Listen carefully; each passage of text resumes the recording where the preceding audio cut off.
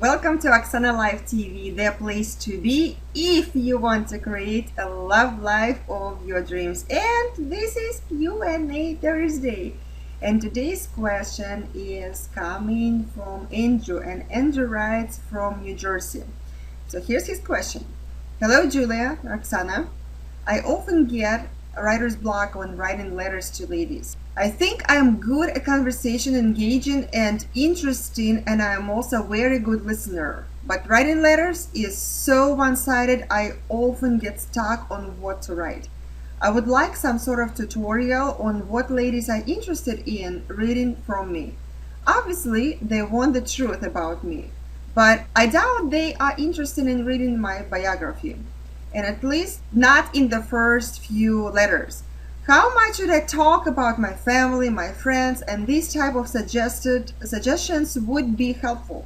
Thank you, Andy. Andy, thank you for this excellent question. The question of writing and creating email which a girl you are approaching is going to love, and which more importantly would grab her attention and really would keep this attention is really a really important one. Because let's be honest, the way you present yourself in your emails, in your first email or following emails, is the only it is the way you're laying your foundation for your future relationship. So I am going to give you one tip on how you can make your messages interesting. So whatever you are explaining, whatever message you are trying to deliver to your girl, give her stories, because stories are the only way to make your information stick, to make it interesting. People will associate your information with the story that you are giving. And let me demonstrate to you on example exactly what I mean. For example, I can tell you that intuitively I knew that my destiny was to be a matchmaker since I was 9 years old. All right, or I can tell you a little story how I found out all that. So when I was 9, back then my family lived in a northern village with 20,000 people in it. There was a boy who was 11 years old. His name was Pasha, and he was the boy of my dreams. I secretly had feelings for him.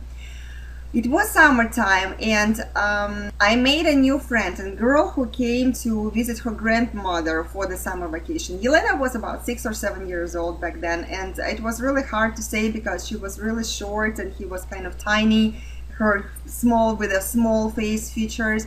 But she was friendly, and we became friends really quick. We would hang out together several days later. She made an announcement to me. She gave me one little secret that she developed some feelings for Pasha. Her revelation was like a knife to my heart. By being a giving person, and my mom raised me that way, to think about others first before my own desires, my mind instantly activated with the ideas of what I can do to help her to get attention of that boy. So I put my plan together for Yelena, how to make Yelena appeal to Pasha. The first thing that I saw that Yelena was lacking, it was her height. And so I had an idea that to make people grow, they kind of have to hang on a horizontal bar, and I was her support team. So I was keeping her there, sometimes for like 20-30 minutes at a time, several times a day. Well, I was 9 years old, so I didn't know that the results would not appear right away. Anyway, the next thing I had to make Yelena beautiful and appealing to Pasha. And I knew that my mom, when she tried to look beautiful, she put makeup on. So I dug into my mom's makeup box that she secretly hid from all the children, and I used it on Yelena. And actually I used, I messed up all her last makeup, but I didn't really care, because when I'm excited about my project, whatever I'm doing, I don't care how it's gonna, I don't care if my mom actually would get mad at me, or or something would happen. Nothing really can stop me. The next thing was Yelena's wardrobe, and everything in stores back in Russia, in socialist Russia, looked all the same. So whatever clothes you were buying in the stores back then, it would be the same thing. And so all people really all people looked the same because they were buying the same clothes. But my mom, she was an excellent seamstress, and she really loved to dress me. So she was making all these cool clothes for me. So I dug into my old clothes that was too big for me, and I made Elena to put it on, and she looked fabulous in my clothes.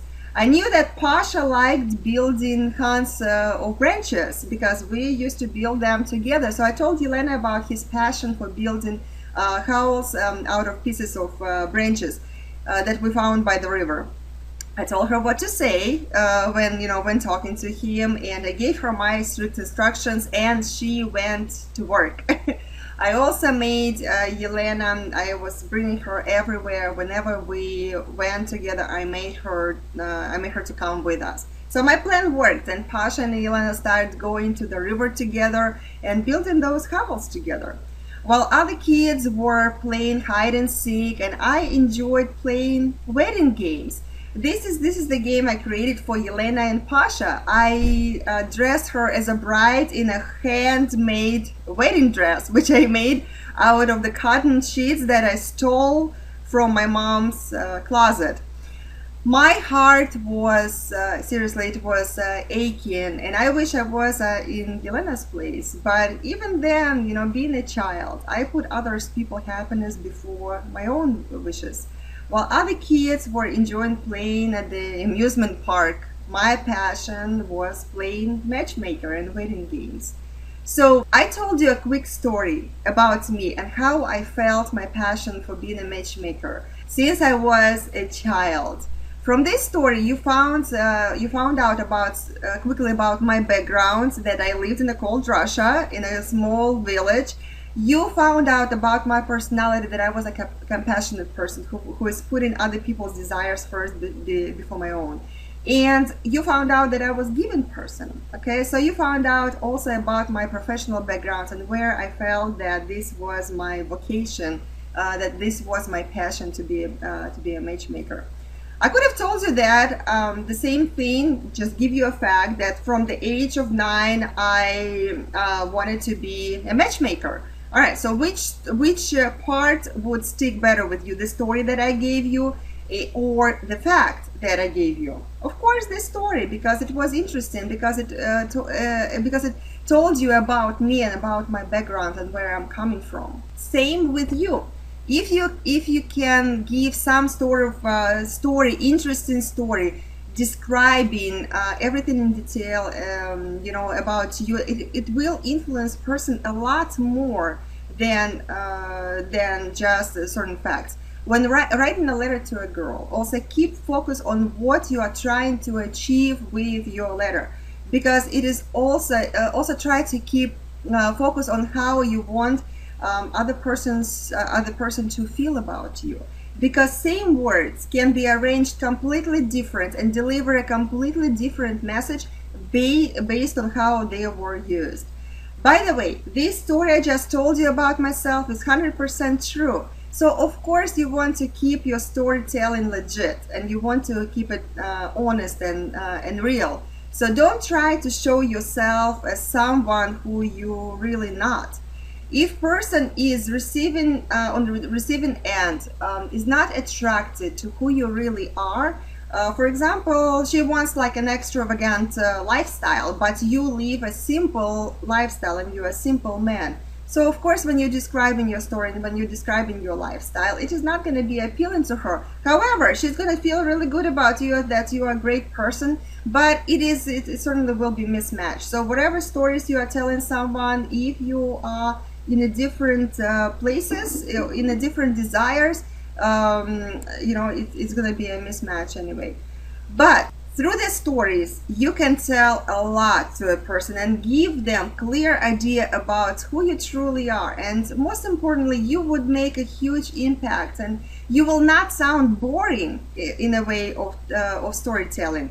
And you would not overwhelm someone with too much information, and they would not feel like they were just drunk out of the fire hose. So my quick suggestions would be: keep one story per email. keep focus on what you are trying to achieve and what you are trying to deliver with that story, and keep focus on how you want other person feel when she reads this story. Hopefully this little tip was helpful. Let me know below this video. And now I have a question for you.